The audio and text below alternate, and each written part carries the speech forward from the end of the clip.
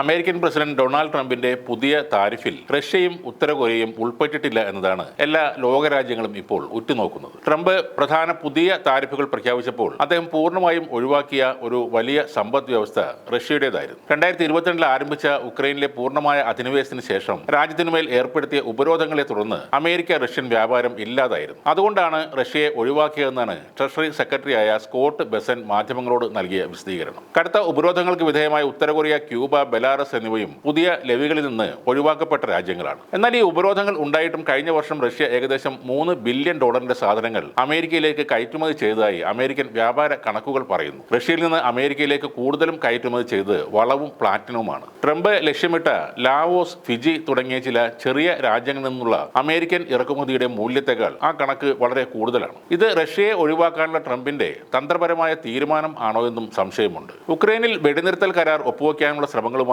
President Vladimir Putin സഹകരിച്ചില്ലെങ്കിൽ Russian എണ്ണ വാങ്ങുന്നവർക്ക് തീരുവ ചുമത്തുമെന്ന് Trump അടുത്തിടെ ഭീഷണിപ്പെടുത്തിയിരുന്നു. എന്നാൽ ട്രംപ് പെട്ടെന്നൊന്നും റഷ്യക്ക് നികുതി ചുമത്തില്ല എന്നാണ് അറിയുന്നത്. മാത്രമല്ല, സമാധാന ചർച്ചകൾ തുടർന്നും മുന്നോട്ട് പോകണമെങ്കിൽ റഷ്യക്ക് മേലുള്ള സാമ്പത്തിക നിയന്ത്രണങ്ങൾ മാറ്റണമെന്നും പുടിൻ ആവശ്യപ്പെട്ടിട്ടുണ്ട്. പുടിന്റെ ആ ഭീഷണിക്ക് വഴങ്ങിക്കൊണ്ട് തന്നെ ട്രംപ് പുതിയ താരിഫുകൾ ചുമത്താൻ നിൽക്കില്ല. കാരണം പുടിനുമായുള്ള ചർച്ചകൾ തുടരുമ്പോൾ സംഘർഷം വഷളാക്കാൻ ട്രംപ് ഒരിക്കലും ആഗ്രഹിക്കുന്നില്ല. അതോടൊപ്പം ഇറാനോടുള്ള അമേരിക്കയുടെ സമീപനത്തിലും അയവുണ്ടായിട്ടുണ്ട്. പുതിയ താരിഫുകളുടെ ഏറ്റവും താഴ്ന്ന നിരക്കാണ് ഇറാന് നൽകിയത്. അതായത് വെറും 10% താരിഫ് മാത്രമാണ് ഇറാന് ചുമത്തിയത്. ഇത് അമേരിക്കയുടെ ഉറച്ച സഖ്യകക്ഷിയായ ഇസ്രയേലിന് ചുമത്തിയ നിരക്കിനേക്കാൾ കുറവുമാണ്. അമേരിക്കയുടെ ഏറ്റവും അടുത്ത സഖ്യകക്ഷികളിൽ ഒന്നായ ഇസ്രയേലിന് മേൽ ട്രംപ് 17% തീരുവ ചുമത്തിയിട്ടുണ്ട്. എന്നിട്ടും അമേരിക്കയെയും ഇസ്രയേലിനെയും പരസ്യമായി എതിർക്കുന്ന ഇറാനേക്കാൾ 7% കൂടുതലാണത്. 2023 അമേരിക്ക ഇറാനിലേക്ക് $59 മില്യൺ സാധനങ്ങൾ കയറ്റുമതി ചെയ്തു. പ്രധാനമായും മെഡിക്കൽ ഉപകരണങ്ങൾ, വാക്സിനുകൾ, മരുന്നുകൾ എന്നിവയാണത്. ഇറാൻ പെയിന്റിങ്ങുകളും ശില്പങ്ങളും ഉൾപ്പെടെ $2.2 മില്യൺ